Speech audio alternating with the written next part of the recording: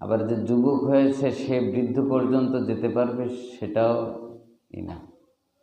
এই জন্য কার কখন মৃত্যু হয়ে যায়, মৃত্যু আসার আগে আমার যেটা করণীয় সেটা করার দরকার। সেটা আমাদের সমাজের অধিকাংশ মানুষ আমরা ভুলে গেছি। আগে একটা সময় কোনো একটা জানাজার অনুষ্ঠান হলে আমাদের হৃদয় একটু ভীত হতো, আল্লাহর কথা স্মরণে আসতো। আর এখন জানাজার লাশ নিয়েই তো রাজনীতি হয়, দলীয় রাজনীতিও হয় আর সম্পদ ভাগাভাগি নিয়েও রাজনীতি হয়। এমনও দেখা যায় যে বাপের লাশ 2 দিন হয়ে গেছে আটকে রাখছে, সম্পত্তির প্রপার ভাগ বাটোয়ারা না হওয়া পর্যন্ত লাশ দাফন করতে দেবে না। নাউজুবিল্লাহ। এই হচ্ছে নোংরা পৃথিবী, সেখানে আমরা বসবাস করি।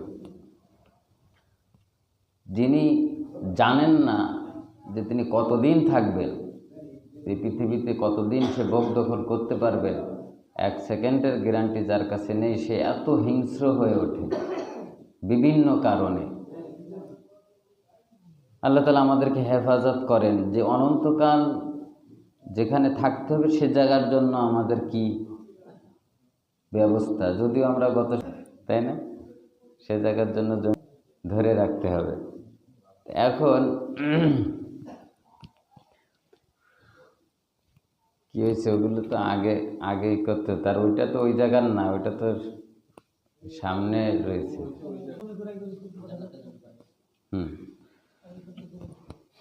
এভাবে করে আমাদের পরে যেসব আইন কানুন বিধান ইত্যাদি আমাদের পরে এসেছে রাসূলুল্লাহ সাল্লাল্লাহু আলাইহি ওয়াসাল্লামের মাধ্যমে, সেগুলোকে পালনের মাধ্যমেই আমরা আমাদের জান্নাতে যেতে পারব, তাই তো? কিন্তু তার প্রেক্ষিতে আমরা যা করতেছি সেটা উল্টা।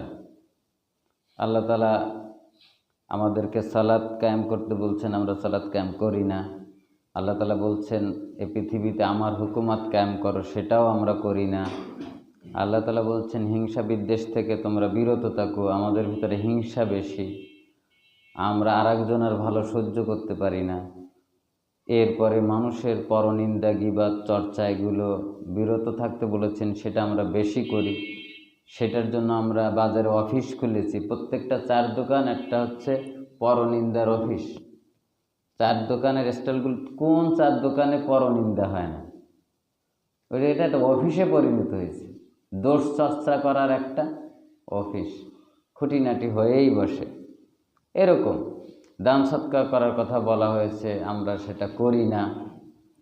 অভাবী দরিদ্র অসহায় অসুস্থ মানুষের পাশে দাঁড়ানোর কথা, সেটা আমরা করি না। এ শীতে অনেকের হয়তো একটা ভালো শীতের পোশাক নেই, আমরা তাদেরকে একটা পোশাকের ব্যবস্থা করে দেওয়া, একটা কম্বল দেওয়ার সামর্থ্য রাখি না, মন মানসিকতা রাখি না। এতটা সত্ত্বেও তো কিছু ভালো মানুষ আছে যারা ভালো কাজ করেন, সে কথা ভিন্ন। কিন্তু এই কাজগুলো যারা করেন তাদের সংখ্যা রেয়ার, খুবই কম। কিন্তু রাসূলুল্লাহ সাল্লাল্লাহু আলাইহি ওয়াসাল্লাম এই পৃথিবীর মানুষ কিভাবে বসবাস করবে এবং কোন পদ্ধতিতে বসবাস করলে মানুষের উভয়ের শান্তি থাকবে সেটা কিন্তু দেখাই দিয়ে গেছেন, এবং সাহাবে আজমাইনরাও সেটা করে গেছেন। কিভাবে রাষ্ট্র পরিচালনা করতে হবে, কিভাবে মানুষের অধিকার নিশ্চিত করতে হবে, তারই ধারাবাহিকতা আমরা যদি আজও রক্ষা করে চলতাম, তা কেউ খেয়ে আছে কেউ না খেয়ে আছে এরকম হতো না, সবাইরই হয়তো পেটে কিছু জুটত। কেউ আইনের শাসন থেকে কেউ নির্দোষ মানুষ কি হতো না, জুলুমের শিকার হতো না। এখনও তো দেশে নিরপরাধ মানুষ অপরাধের কাতারে আছে না নাই? তার কোনো দোষ নেই, কিন্তু তার ঘাড়ে দোষ চাপানো হয়েছে। শুনেছেন না ঘটনা? গত কয়েকদিন আগে